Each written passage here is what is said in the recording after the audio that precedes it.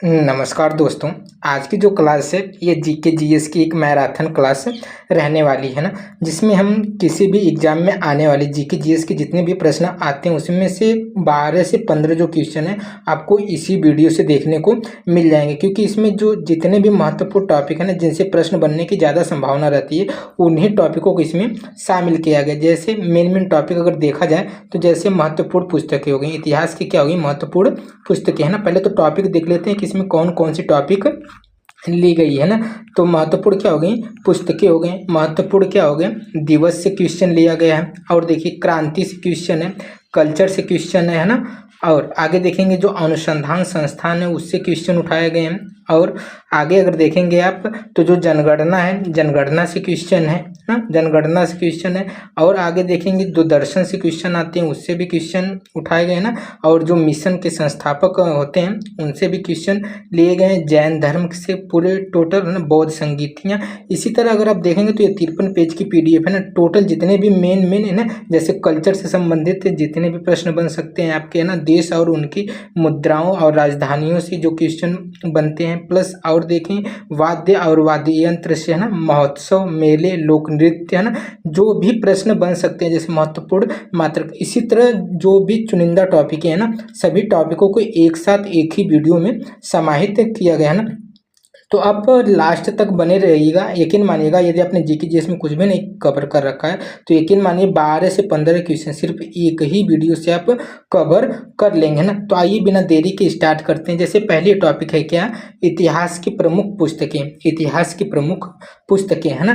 तो देखिएगा पहली पुस्तक क्या है, रेहला पुस्तक है ना। रेहला पुस्तक किसने लिखी है, यानी किसकी रचयिता कौन है, इब्न बतूता। और कादम्बरी पुस्तक बाणभट्ट। हर्षचरित्र पुस्तक किसकी है, हर्षवर्धन की। रत्नावली किसकी है, हर्षवर्धन की है। राजतरंगड़ी कल्हड़ की है ना, और राजतरंगड़ी में मिलता क्या है, जम्मू कश्मीर का जो इतिहास है ना वो राजतरंगड़ी में मिलता है। इंडिका के लेखक कौन है, मेगस्थनीज। कल्पसूत्र भद्रबाहु जैन धर्म ना। बुद्ध चरित्र अश्व घोष। अष्टाध्यायी पाणिनि। शिव की वेंसांग। किताब उल हिंद अल बरूनी। मुद्रा राक्षस विशाख दत्त। मुद्रा राक्षस विशाख दत्त है ना, मुद्रा राक्षस क्या हो गया, विशाख दत्त। मृच्छ कटिकम। मृच्छ कटिकम किसकी है, शूद्रक की है।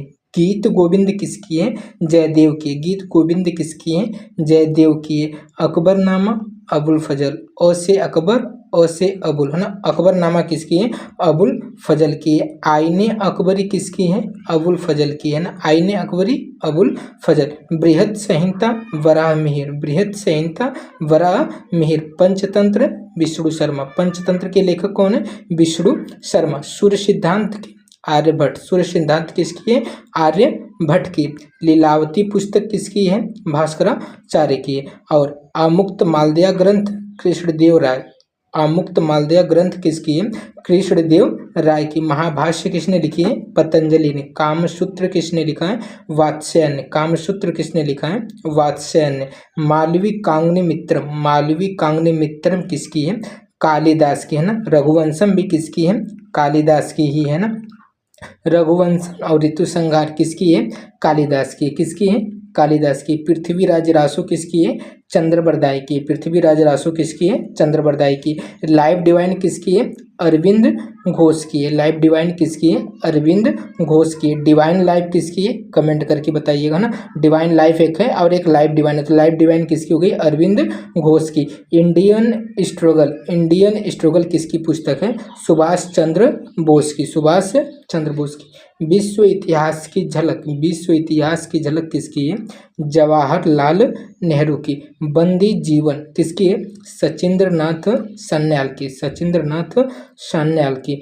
हिंद स्वराज पुस्तक किसकी है, महात्मा गांधी की। हिंद स्वराज पुस्तक किसकी है, महात्मा गांधी की। सत्य के साथ मेरे प्रयोग। सत्य के साथ मेरे प्रयोग ये किसकी है, महात्मा गांधी की है। India wings freedom. India wings freedom किसकी है, मौलाना अबुल कलाम आज़ाद की है। विंग्स ऑफ फायर किसकी है, APJ अब्दुल कलाम की है। सत्यार्थ प्रकाश किसकी है? स्वामी दयानंद सरस्वती की है। सत्यार्थ प्रकाश किसकी है?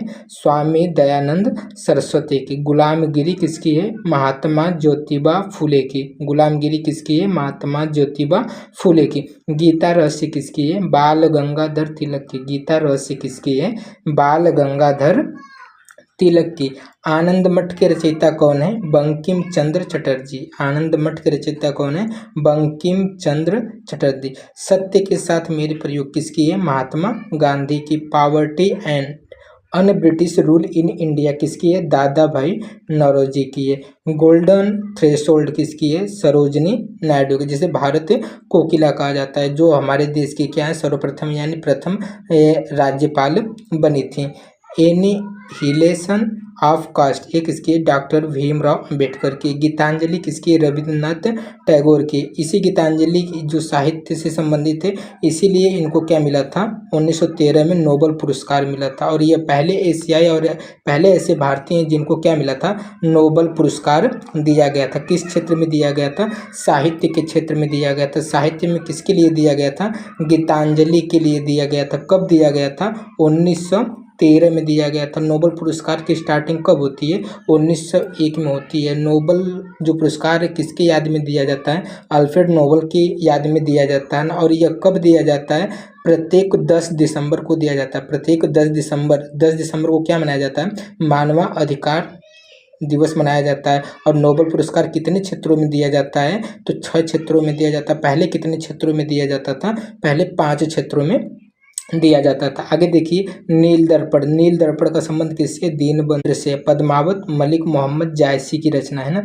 और खजाइन उल फतूह किसकी है? अमीर खुसरो को, जिसे तोता ए हिंद कहा जाता है।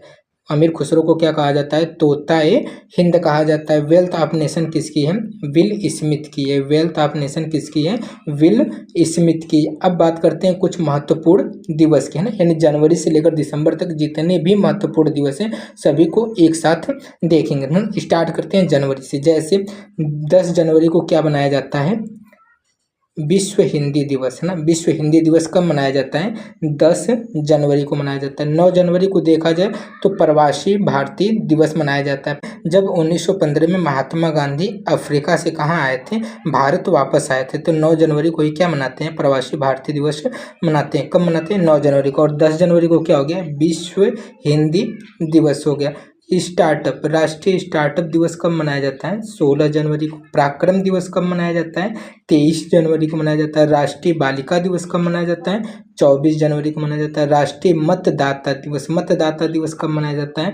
25 जनवरी को मनाया जाता है। गणतंत्र दिवस कब मनाया जाता है? 26 जनवरी को मनाया जाता है। और शहीद दिवस कब मनाया जाता है? 30 जनवरी को मनाया जाता है। 30 जनवरी वह डेट है जब महात्मा गांधी की क्या होती है? मृत्यु होती है ना। 30 जनवरी इसी याद, उन्हीं की याद में 30 जनवरी को क्या मनाया जाता है? शहीद दिवस मनाया जाता है। 2 फरवरी को क्या मनाया जाता है? आर्द्र भूमि दिवस। 2 फरवरी को क्या मनाया जाता है? आर्द्र भूमि दिवस। और 4 फरवरी को क्या होता है? कैंसर दिवस होता है। कैंसर, है ना, कैंसर अगर किसी को हो गया तो उसको क्या करना, डॉक्टर क्या करते हैं? उसका चीड़ फाड़ करते हैं। चीड़ फाड़ करते हैं मतलब 4 फरवरी, है ना। 4 फरवरी को क्या मनाया जाता है? कैंसर दिवस मनाया जाता है। और 13 फरवरी को क्या मनाया जाता है? महिला दिवस मनाया जाता है। 13 फरवरी को क्या मनाया जाता है? राष्ट्रीय महिला दिवस मनाया जाता है। और अंतर्राष्ट्रीय मातृभाषा दिवस कब मनाया जाता है? 21 फरवरी को। अंतर्राष्ट्रीय मातृभाषा दिवस कब मनाया जाता है? 21 फरवरी को मनाया जाता है। अंतर्राष्ट्रीय महिला दिवस कब मनाया जाता है? 8 मार्च को मनाया जाता है। विश्व जल दिवस कब मनाया जाता है? 22 मार्च को मनाया जाता है। विश्व धरोहर दिवस कब मनाया जाता है? 18 अप्रैल को मनाया जाता है। विश्व पृथ्वी दिवस कब मनाया जाता है? 22 अप्रैल को मनाया जाता है ना। तो देखिएगा, एक 22 मार्च था। 22 मार्च को आप क्या मनाते हैं? जल दिवस मनाते हैं। और एक क्या है? 22 अप्रैल है। 22 अप्रैल को क्या मनाते हैं? पृथ्वी दिवस, है ना। तो अप्रैल में देखिए यहाँ पे प आ रहा है। अप्रैल में क्या आ रहा है? प आ रहा है। और पृथ्वी में भी क्या आ रहा है? प आ रहा है। मतलब जो अप्रैल वाला 22 अप्रैल वाला वो पृथ्वी के लिए, जो 22 मार्च वाला वह किसके लिए? जल के लिए, है ना। तो जल दिवस 22 मार्च को। और 22 अप्रैल को क्या है, पृथ्वी दिवस है ना। और एक 22 मई है, तो इस दिन क्या मनाया जाता है, विश्व जैव विविधता दिवस मनाया जाता है ना। विश्व पर्यावरण दिवस कब मनाया जाता है, 5 जून को मनाया जाता है। कब मनाया जाता है, 5 जून को मनाया जाता है। और विश्व योग दिवस कब मनाया जाता है, 21 जून को मनाया जाता है। विश्व जनसंख्या दिवस कब मनाया जाता है, 11 जुलाई को। कब मनाया जाता है, 11 जुलाई को। विश्व बाघ दिवस है ना, ये इम्पोर्टेंट है ना। विश्व बाघ दिवस कब मनाया जाता है, 29 जुलाई को मनाया जाता है। कब मनाया जाता है, 29 जुलाई को। राष्ट्रीय अंतरिक्ष दिवस कब मनाया जाता है, 23 अगस्त से इसकी क्या हुई है, शुरुआत हुई ना। इसकी भी ज़्यादा संभावना है कि इसको पूछा जा सकता है ना। 23 अगस्त वही डेट है जब चंद्रयान 3 चंद्रमा के दक्षिणी पोल पे क्या होता है, लैंड करता है ना। वही डेट है 23 अगस्त है ना। तो ये क्या हो गया, राष्ट्रीय अंतरिक्ष दिवस कब मनाया जाता है, 23 अगस्त। इसकी शुरुआत 2023 में ही हुई है। राष्ट्रीय खेल दिवस कब मनाया जाता है, 29 अगस्त को मनाया जाता है। कब मनाया जाता है, 29 अगस्त को। महिला पुलिस सहयोग दिवस 7 सितंबर 2023 को। राष्ट्रीय हिंदी दिवस कब मनाया जाता है, 14 सितंबर को। एक विश्व हिंदी दिवस था, वो कब मनाया जाता है, 10 जनवरी को। एक मातृभाषा दिवस था, वो कब मनाया जाता है, 21 फरवरी को है ना। तो हिंदी दिवस 14 सितंबर, विश्व हिंदी दिवस 10 जनवरी, मातृभाषा दिवस 21 फरवरी ना। तीनों एक साथ याद करिएगा। विश्व ओजोन दिवस 16 सितंबर को। विश्व वायु सेना दिवस 8 अक्टूबर को। विश्व खाद्य दिवस 16 अक्टूबर को है ना। वायुसेना दिवस 8 अक्टूबर, विश्व खाद्य दिवस 16 अक्टूबर ना। विश्व दुग्ध दिवस 26 नवंबर को मनाया जाता है, 26 नवंबर को। और 26 नवंबर को इस संविधान दिवस मनाया जाता है। विश्व एड्स दिवस कब मनाया जाता है, 1 दिसंबर को। एड्स दिवस कब मनाया जाता है, 1 दिसंबर को। ए से 1 होगा, ड से क्या हो जाएगा, दिसंबर, मतलब 1 दिसंबर। 1 दिसंबर को क्या मनाया जाता है, एड्स दिवस मनाया जाता है। एड्स का परीक्षण किससे किया जाता है, उसके लिए टेस्ट क्या होता है, एलिसा एक टेस्ट होता है ना। क्रांति की बात करते हैं। गुलाबी क्रांति किससे संबंधित है, झींगा उत्पादन से संबंधित है गुलाबी क्रांति। अमृत क्रांति नदी जोड़ो परियोजना से। हरित क्रांति खाद्यान्न उत्पादन से। श्वेत क्रांति दुग्ध उत्पादन से ना। दूध का कलर कैसा होता है, श्वेत होता है ना। तो श्वेत क्रांति किससे संबंधित है, दुग्ध उत्पादन से। पीली क्रांति किससे, तिलहन से ना। और जो तेल होता है, जैसे सरसों का तेल होता है, कैसा होता है, पीला होता है, इसीलिए पीली क्रांति है ना। तो पीली क्रांति किससे है, तिलहन से। रजत क्रांति अंडा से। गोल क्रांति आलू से ना। आलू कैसा होता है, गोल होता है, तो गोल क्रांति आलू से। भूरी क्रांति उर्वरक से। ब्लू क्रांति मत्स्य उत्पादन। मत्स्य मतलब मछली उत्पादन। मछली कहाँ रहती है, पानी में, और पानी कैसा होता है, नीला होता है। नीला यानी ब्लू क्रांति है ना। तो मत्स्य उत्पादन हो गया। बादामी क्रांति किससे, मसाला उत्पादन से। काली या कृष्ण क्रांति, काली को ही कृष्ण कहा जाता है, तो काली या कृष्ण क्रांति किससे है, पेट्रोलियम से। गोल्डन फाइबर किसे कहते हैं, जूट को कहते हैं। किसे कहते हैं, जूट को कहते हैं। कुछ पालन की बात करते हैं, जैसे मधुमक्खी पालन को क्या कहते हैं, एपी कल्चर है ना। जैसे कोई कह रहा है कि मधु पी लीजिए ना, एपी है ना, क्या पी, एपी यानी मधुमक्खी है ना, यानी मधु पी, तो क्या पी, मधु पी है ना। तो मधुमक्खी पालन एपी कल्चर।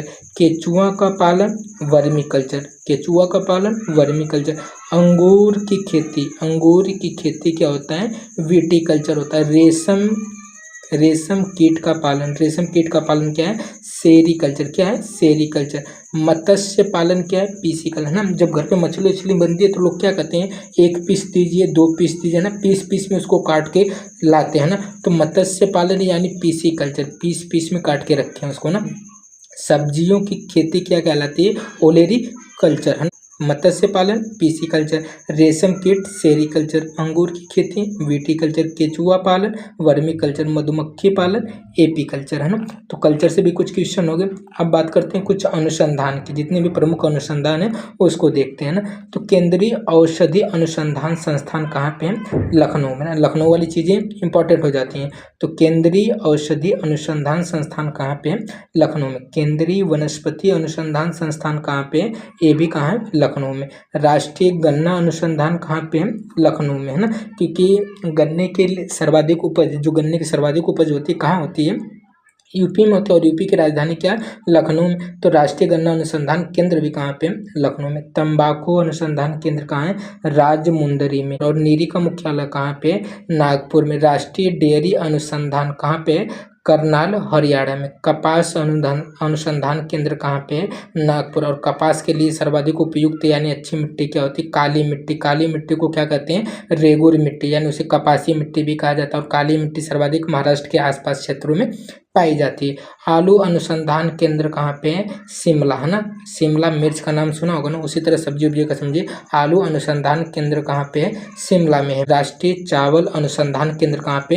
कटक, है ना। कहाँ पे? कटक। जैसे चावल आपने चेक किया होगा तो जैसे दांत के नीचे करते हैं ना, जैसे उसको काटते हैं यानी, तो कैसी आवाज़ आती है? कट कट कट की आवाज़ आती है। मतलब चावल अनुसंधान क्या हो गया? कटक में हो गया। कहाँ पे हो गया? कटक में हो गया। अंतर्राष्ट्रीय चावल अनुसंधान, यह राष्ट्रीय चावल अनुसंधान कटक में, लेकिन अंतर्राष्ट्रीय चावल अनुसंधान पूछे तो वह मनीला फिलीपींस में हो जाएगा। कहाँ पे? मनीला फिलीपींस में, है ना। वन्य जीव अनुसंधान संस्थान कहाँ पे है? देहरादून। केंद्रीय चमड़ा अनुसंधान कहाँ पे? चेन्नई। चमड़ा चेन्नई, च से चमड़ा, च से चेन्नई। भारतीय सर्वेक्षण अनुसंधान कहाँ पे? देहरादून। भारतीय मौसम विज्ञान विभाग कहाँ पे है? नई दिल्ली में। भारतीय मौसम वेधशाला कहाँ पे है? पुणे में। Indian sugarcane research institute कहाँ पे है? कानपुर। वस्त्र अनुसंधान संस्थान कानपुर। दलहन अनुसंधान संस्थान कानपुर। तंबाकू अनुसंधान संस्थान राजमुंदरी कहाँ पे है? आंध्र प्रदेश में। गन्ना अनुसंधान कहाँ पे हो गया? लखनऊ में। केंद्रीय उपोष्ण बागवानी संस्थान लखनऊ। बागों का शहर किसे कहा जाता है? लखनऊ को कहा जाता है। कृषि अनुसंधान संस्थान कहाँ पे है? लखनऊ में। भारतीय कालीन औद्योगिक संस्थान, है ना। कालीन नगरी किसे कहा जाता है? कालीन के लिए कौन सा फेमस है? भदोही फेमस है। कौन है? भदोही फेमस है। इंडियन पल्सेस दाल रिसर्च इंस्टीट्यूट कहाँ पे है? दाल का जब भी पूछे तो समझ जाइए कहाँ की बात कर रहा है? कानपुर की। जैसे यहाँ पे भी देखिए दलहन का कहाँ पे? कानपुर। यहाँ पे भी दाल रिसर्च इंस्टीट्यूट कहाँ पे? कानपुर, है ना। सेंट्रल टेक्सटाइल इंस्टीट्यूट कहाँ पे? कानपुर में। राष्ट्रीय पक्षी अनुसंधान संस्थान कहाँ पे? इज्जत नगर बरेली में। पशु अनुसंधान संस्थान कहाँ पे? ये भी इज्जत नगर बरेली में, है ना। आगे देखिए भारतीय कालीन औद्योगिक संस्थान भदोही संत कबीर नगर। भारतीय सब्जी अनुसंधान संस्थान वाराणसी। भारतीय हथकरघा हैंडलूम तकनीकी संस्थान कहाँ पे? वाराणसी, है ना। कहाँ पे? वाराणसी। अब बात करते हैं जनगणना की। किसकी बात करते हैं? जनगणना की ना। जो 2011 में जनगणना हुई थी, ये कौन सा संस्करण था? 15वें क्रम की जनगणना थी। किस क्रम की जनगणना थी? 15वें क्रम की जनगणना थी। अगर पूछे स्वतंत्र भारत की कौन सी जनगणना थी, तो स्वतंत्र यानी आज़ादी के बाद की देखी जाए तो 7वें क्रम की जनगणना 2011 वाली जनगणना थी। जो 2011 में जनगणना हुई थी उसके आयुक्त कौन थे? चंद्रमौली थे। कौन थे? चंद्रमौली थे। उस आदर्श वाक्य, जनगणना का आदर्श वाक्य क्या था? हमारी जनगणना हमारा भविष्य। हमारी जनगणना हमारा भविष्य। सर्वाधिक साक्षरता वाला राज्य, सर्वाधिक साक्षरता वाला राज्य कौन सा है? केरल है। सर्वाधिक साक्षरता वाला राज्य कौन सा है? केरल। यानी सबसे ज़्यादा पढ़े लिखे लोग कहाँ के हैं? केरल के। और कितना परसेंट है? 94.1% है। और न्यूनतम साक्षरता मतलब सबसे कम पढ़े लिखे लोग कहाँ के हैं? बिहार के हैं। कितनी साक्षरता दर वहाँ की है? 61.8% है। पूरे भारत में सर्वाधिक जनघनत्व, किसी राज्य की बात नहीं कर रहा है। जब डायरेक्ट पूछेगा तो आपको क्या बताना होगा? दिल्ली। और डायरेक्ट में ही सबसे जनघनत्व कम पूछेगा तो कहाँ बताना होगा? अंडमान। लेकिन अब जब पूछे सबसे अधिक जनसंख्या घनत्व वाला राज्य जब पूछेगा तब आपको क्या बताना होगा? बिहार। और जब न्यूनतम पूछे तो क्या बताना होगा? अरुणाचल प्रदेश। सबसे अधिक जनसंख्या वाला राज्य कौन सा है? उत्तर प्रदेश। और सबसे कम जनसंख्या वाला राज्य कौन सा है? सिक्किम है। पूरे भारत का जो लिंगा अनुपात है वह कितना है? 943 है। और उत्तर प्रदेश का जो लिंगानुपात है वह कितना है? 912। सबसे अधिक लिंगानुपात कहाँ का है? केरल का है। कितना है? 1084 है। मतलब 1000 पुरुषों पर 1084 क्या है? महिलाएं हैं। मतलब पुरुषों से ज़्यादा वहाँ महिलाओं की संख्या, यानी लिंगानुपात वहाँ का ज़्यादा है। और सबसे कम लिंगानुपात कहाँ का है? हरियाणा का है। कहाँ का है? हरियाणा का है। उत्तर प्रदेश का सबसे साक्षर जिला कौन सा है? गौतम बुद्ध नगर है। और उत्तर प्रदेश का सबसे न्यूनतम साक्षर यानी सबसे ज़्यादा पढ़े लिखे लोग उत्तर प्रदेश कहाँ के हैं? गौतम बुद्ध नगर के। और सबसे कम पढ़े लिखे लोग कहाँ के हैं? श्रावस्ती के। उत्तर प्रदेश में सर्वाधिक जनसंख्या कहाँ पाई जाती है? प्रयागराज में पाई जाती है। उत्तर प्रदेश में सर्वाधिक जनसंख्या कहाँ पाई जाती है? प्रयागराज में पाई जाती है। और उत्तर प्रदेश में सबसे कम जनसंख्या कहाँ पाई जाती है? भदोही में पाई जाती है। उत्तर प्रदेश का सबसे अधिक क्षेत्रफल वाला जिला कौन सा है? लखीमपुर खीरी, जो उत्तर साइड में है, नेपाल से टच है ना। उत्तर प्रदेश का सबसे कम क्षेत्रफल वाला जिला कौन सा है? हापुड़ है। बिहार का सबसे साक्षर जिला ना, बिहार का सबसे साक्षर जिला कौन सा है? रोहतास है। रोहतास जो यूपी को टच करता है ना। बिहार का सबसे न्यूनतम जिला कौन सा है? पूर्णिया, जो पश्चिम बंगाल की साइड उससे सीमा बनाता है। 2011 में ऋणात्मक वृद्धि दर वाला राज्य कौन सा है? नागालैंड है। भारत में प्रथम जनगणना 1872 में लॉर्ड मेयो के शासनकाल में हुई थी। कब हुई थी?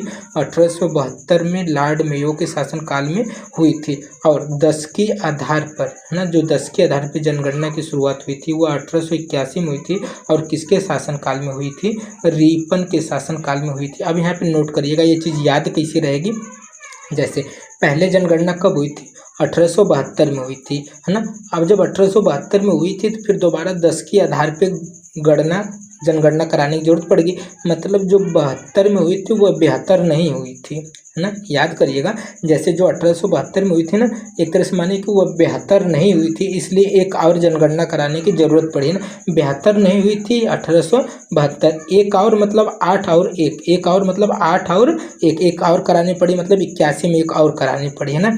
81 में एक और करानी पड़ी। कोई भी काम दोबारा होता तो रीओपन होता है, मतलब रीपन आ जाएगा, है ना। तो भारत में प्रथम जनगणना 1872 में हुई थी, लॉर्ड मेयो के शासनकाल में हुई थी, जो 72 नहीं हुई थी। इसलिए 10 के आधार पर जनगणना 1881 में, एक और जनगणना 1881 में करानी पड़ी, जो रीओपन यानी रीपन यानी लॉर्ड रीपन के शासन काल में हुई थी ना। इस तरह ये दोनों डेटा पे याद कर लीजिएगा। स्वतंत्र भारत की पहली जनगणना कब हुई थी? 1951 में। जाहिर सी बात है, जब 1947 में देश आज़ाद होगा तो उसके बाद 1951 में ही पहली जनगणना होगी स्वतंत्र भारत की ना। जनसंख्या समवर्ती सूची का विषय, कैसा विषय है? समवर्ती सूची का विषय। लेकिन जो जनगणना है वो संघ सूची का विषय है ना। जनसंख्या का महान विभाजन काल किसको कहा जाता है? 1911 से 1921 के दौरान भारत की जनसंख्या ऋणात्मक रही थी ना, इसे महान विभाजन काल कहा जाता है। सर्वाधिक जनसंख्या वृद्धि दर कहाँ की है? मेघालय की रही। जनगणना 2011 के अनुसार सबसे अधिक अनुसूचित जनजाति किस राज्य में निवास करती है? तो मध्य प्रदेश में निवास करती है। प्रतिशत में सर्वाधिक अनुसूचित जनजाति कहाँ निवास करती है? मिजोरम में निवास करती है। कहाँ निवास करती है? मिजोरम में निवास करती है। आगे देखिएगा, है ना। अब बात करते हैं दर्शन की, है ना। दर्शन से भी क्वेश्चन पूछे जाते हैं ना। दर्शन से क्वेश्चन कैसे पूछे जाते हैं? जैसे वैशेषिक दर्शन का संबंध किससे है? कणाद से ना। सांख्य दर्शन का संबंध किससे है? कपिल मुनि से। योग दर्शन का संबंध किससे है? पतंजलि से, है ना। योग दर्शन सीधा पूछेगा, योग दर्शन के प्रवर्तक कौन है? तो क्या बताना होगा? पतंजलि। सांख्य दर्शन के प्रवर्तक कौन है? बताना पड़ेगा कपिल मुनि। न्याय दर्शन का गौतम, है ना। तो अब बस ये 3 याद करिएगा ना, सांख्य दर्शन कपिल मुनि, योग दर्शन पतंजलि, न्याय दर्शन गौतम, है ना। इसको भी देख लीजिए। पूर्व मीमांसा दर्शन जैमिनी, उत्तर मीमांसा बद्रायण। आगे देखिए अगली टॉपिक, है ना। जैसे इसमें कुछ मिशन और उसके संस्थापक कौन और स्थापना कब हुई थी उसकी बात करेंगे, है ना। तो रामकृष्ण मिशन की स्थापना कब हुई थी? 1897 में हुई थी। कब हुई थी? 1897 में हुई थी। और किसने किया था? स्वामी विवेकानंद, है ना। और 1897 ना, तो 1893 में स्वामी विवेकानंद कहाँ गए थे? शिकागो धर्म सम्मेलन में भाग लिए थे। बेलूर मठ की स्थापना स्वामी विवेकानंद ने कहाँ पे की है? पश्चिम बंगाल में की है। गदर पार्टी के संस्थापक कौन है? 1913 में होती है। गदर पार्टी की स्थापना कब होती है? 1913 में। और कौन करते हैं? लाला हरदयाल, सोहन सिंह भाखना, है ना, फ्रांसिस्को, सैन फ्रांसिस्को में इसकी स्थापना होती है। कब होती है? 1913 में। किसकी स्थापना होती है? गदर पार्टी की स्थापना होती है। प्रबुद्ध भारत पत्रिका की, है ना, संपादक कौन है? स्वामी विवेकानंद। कौन है? स्वामी विवेकानंद। आर्य समाज की स्थापना कब हुई थी? 1875 में। और किसने की थी? स्वामी दयानंद सरस्वती ने। किसने की थी? स्वामी दयानंद सरस्वती ने, है ना। इनकी पुस्तक है सत्यार्थ प्रकाश, और इन्होंने ये नारा दिया था, वेदों की ओर लौटो, है ना। आत्मी सभा की स्थापना कब हुई थी? 1814 में हुई थी। और किसने की थी? राजा राम मोहन राय ने। और ब्रह्म समाज की स्थापना भी 1828 में किसने की थी? राजा राम मोहन राय ने। इनको राजा राम मोहन राय को राजा की उपाधि किसने दी थी? अकबर द्वितीय ने। 1828 में क्या कर रहे हैं? ब्रह्म समाज की स्थापना कर रहे हैं। और 1829 में ये क्या करेंगे? सती जो प्रथा चल रही थी उसका अंत करेंगे। और किसकी सहायता से? विलियम बेंटिक की सहायता से। प्रार्थना समाज के संस्थापक कौन है? आत्माराम पांडुरंग, ना, आत्माराम पांडुरंग। प्रार्थना समाज की स्थापना कब होती है? 1867 में होती है। सत्य शोधक समाज की स्थापना कब होती है? 1873 में होती है। कब होती है? 1873 में महात्मा ज्योतिबा फूले के द्वारा होती है। गुलामगिरी किसकी पुस्तक है? महात्मा ज्योतिबा फूले की। सत्यार्थ प्रकाश किसकी पुस्तक है? स्वामी दयानंद सरस्वती की। किसकी पुस्तक है? स्वामी दयानंद सरस्वती की। वेदों की ओर लौटो का नारा किसका है? स्वामी दयानंद सरस्वती का। शांति निकेतन की स्थापना 1821 में किसने किया था? रविंद्रनाथ टैगोर ने। सर्वेंट सोसाइटी ऑफ इंडिया की स्थापना किसने की थी? 1905 में इसकी स्थापना गोपाल कृष्ण गोखले ने की थी। गोपाल कृष्ण गोखले कौन है? महात्मा गांधी के गुरु थे। Poverty and un British rule in India पुस्तक किसकी है? दादा भाई नौरोजी की। किसकी है? दादा भाई नौरोजी की है। स्वराज पार्टी की स्थापना कब होती है? 1923 में। और कौन करते हैं? चित्तरंजन दास और मोतीलाल नेहरू दोनों लोग मिलकर किसकी स्थापना करते हैं? स्वराज पार्टी की स्थापना 1923 में करते हैं। और 1924 में क्या होता है? बेलगांव का अधिवेशन होता है, जिसकी अध्यक्षता कौन करते हैं? महात्मा गांधी करते हैं। अब बात करते हैं जैन धर्म की। किसकी बात करते हैं? जैन धर्म की। तो जैन धर्म के पहले तीर्थंकर कौन थे? ऋषभ देव थे, जिसे आदिनाथ कहा जाता है। और जैन धर्म के 23वें तीर्थंकर कौन थे? पारसनाथ थे, जिन्हें क्या कहा जाता है? सांपों के देवता। और 24वें तीर्थंकर, जैन धर्म के तीर्थंकर कौन थे? महावीर स्वामी, जिसे जैन धर्म का वास्तविक संस्थापक कहा जाता है। क्या कहा जाता है? जैन धर्म का वास्तविक संस्थापक कहा जाता है। जीन और निर्ग्रंथ महावीर स्वामी को कहा जाता है। महावीर स्वामी को ज्ञान की प्राप्ति ऋजुपालिका नदी साल वृक्ष के नीचे होती है ना। ऋजुपालिका नदी के तट पे साल वृक्ष के नीचे होती है। वहीं पे गौतम बुद्ध को जो ज्ञान की प्राप्ति होती है वह निरंजना नदी के नीचे और पीपल के वृक्ष के नीचे होती है ना। दोनों को याद रखिए ना। उनको ऋजुपालिका नदी के किनारे, साल वृक्ष के नीचे। लेकिन जो गौतम बुद्ध हैं, इनको निरंजना नदी के किनारे पीपल के वृक्ष के नीचे होती है ना। श्वेतांबर और दिगंबर ये किससे संबंधित हैं? जैन धर्म से संबंधित है। हीनयान और महायान किससे संबंधित हैं? बौद्ध धर्म से संबंधित हैं। गोमतेश्वर की मूर्ति कहाँ पे है? श्रवणबेलगोला, कर्नाटक में। महावीर को मोक्ष की प्राप्ति कहाँ पे हुई थी? पावापुरी में हुई थी। कहाँ पे हुई थी? पावापुरी में। अब बात करते हैं बौद्ध संगीतियों की ना। तो टोटल कितनी बौद्ध संगीतियाँ हुई थी? 4 बौद्ध संगीतियाँ हुई थी। अब कौन सी बौद्ध संगीति कहाँ कहाँ हुई थी सबको देखते हैं। जैसे देखिएगा, पहली बौद्ध संगीति कब और कहाँ हुई थी? तो जो पहली बौद्ध संगीति वो 483 BC यानी 483 ईसा पूर्व में हुई थी। और कहाँ हुई थी? राजगृह में हुई थी। और किसके शासन काल में हुई थी? अजातशत्रु के शासन काल में हुई थी। अजातशत्रु किस वंश का था? हर्यक वंश का शासक था। और उस समय अध्यक्ष कौन थे? महाकश्यप अध्यक्ष थे, है ना। और तो 383 ईसा पूर्व कहाँ हुई थी? वैशाली में हुई थी।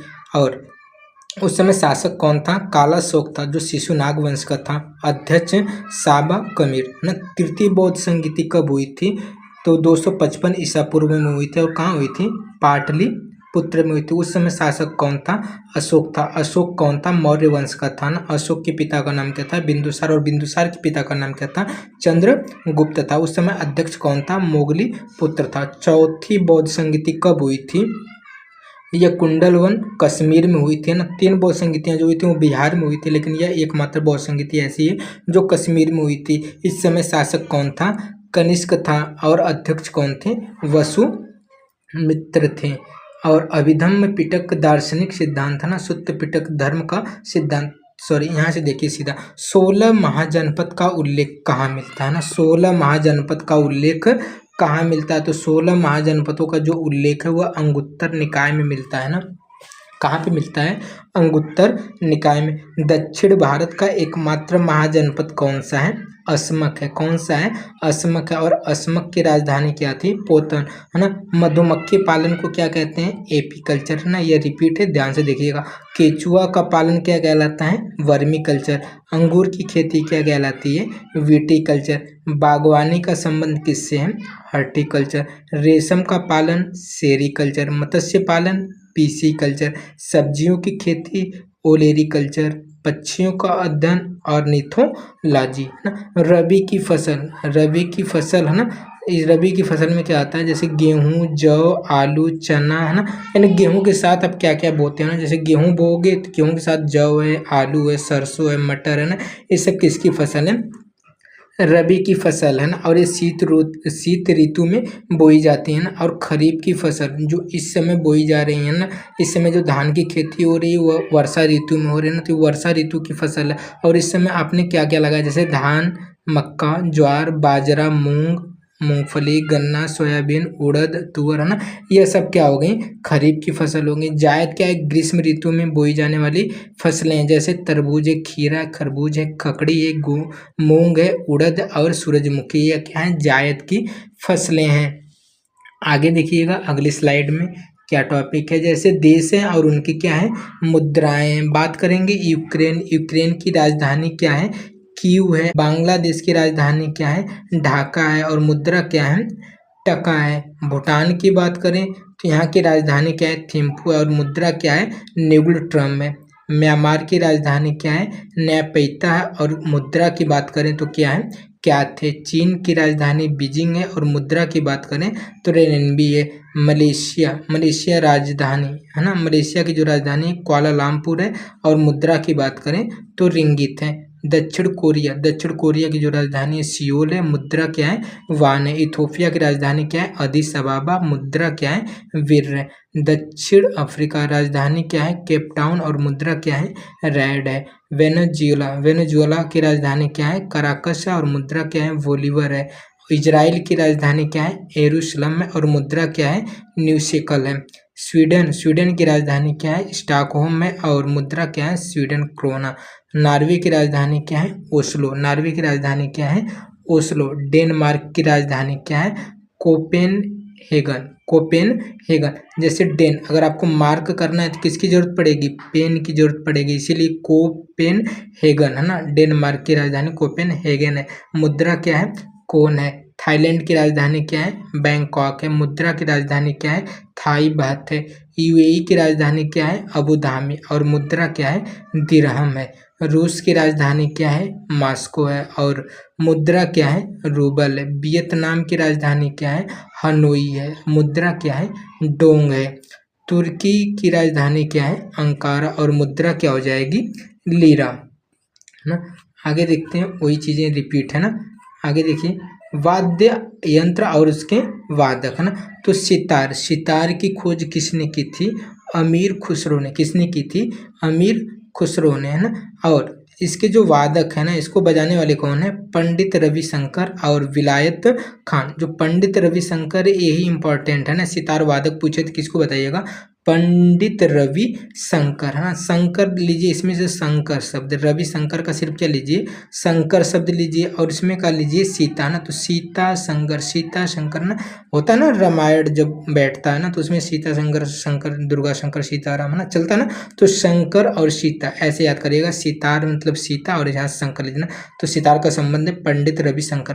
पंडित रविशंकर को भारत रत्न कब मिला है? 1999 मिला था। कब मिला था? 1999 में मिला था।